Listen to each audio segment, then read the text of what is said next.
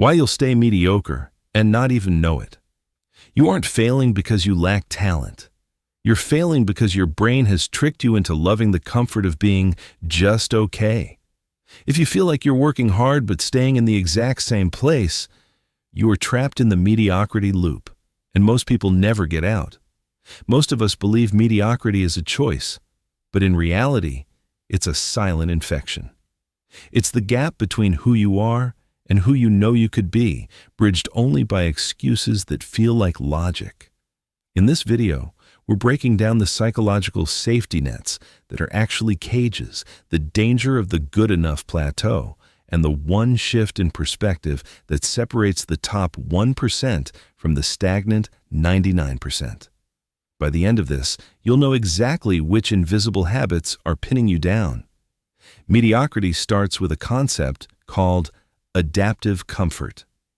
Thousands of years ago, staying within the average of the tribe meant survival. Today, it means death for your ambitions.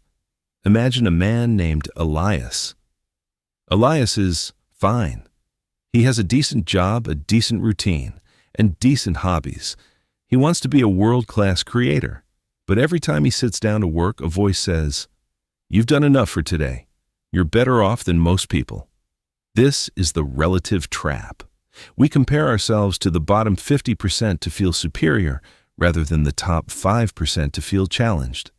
We use the failures of others as a cushion for our own lack of progress. The real problem? The good enough plateau. When you start a new skill, you improve rapidly. But once you become competent, the brain seeks the path of least resistance. You stop practicing and start performing. You aren't growing, you're just repeating. You've reached a level where you no longer feel the pain of being bad, so you lose the hunger to be great. This is where most dreams go to die, not in the valley of failure, but on the comfortable plateau of average. You stop being a student and start being a manager of your own stagnation. To break this, you have to understand the friction audit. Look at your last 24 hours. If nothing you did made you feel slightly embarrassed, frustrated, or physically uncomfortable, you didn't grow. Mediocrity thrives in the absence of friction. Top performers intentionally seek out deliberate discomfort. They don't just work, they work at the edge of their current capability. If Elias wants to be a great creator, he shouldn't just write. He should try to write something so difficult it scares him. The moment you stop feeling the sting of potential failure is the moment you've officially accepted mediocrity. Here's the hard truth.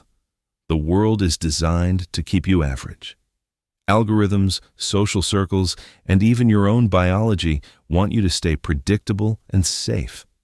To be exceptional, you have to be willing to be weird, obsessive, and unreasonable to those around you. Being mediocre isn't a crime, but lying to yourself about it is. The most dangerous place to be is successful enough to be comfortable, but not successful enough to be free. You have to kill the version of yourself that is satisfied with fine before it kills the version of you that is capable of extraordinary. Mediocrity isn't a destination, it's a slow decay. It's what happens when you stop auditing your habits and start believing your own excuses. You now know the signs, the relative trap, the good enough plateau, and the lack of friction. The exit ramp is right in front of you, but it requires doing the one thing your brain hates most, abandoning the safety of the middle. If you're ready to stop being your own bottleneck, watch this next video on how to re-engineer your focus and reclaim your time. And don't forget to subscribe to the channel. See you next time.